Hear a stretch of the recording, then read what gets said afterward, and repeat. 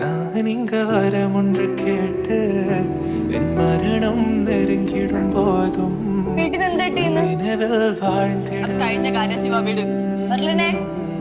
வாழ்ந்திடாத துயரத்தில் நானும் காற்றோடன் கலந்தாய் நீயும் நீங்காத நினைவழியான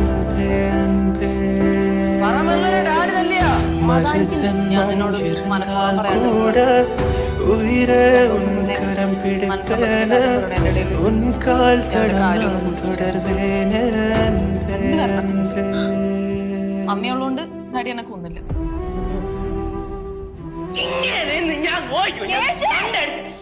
പ്ലീസ്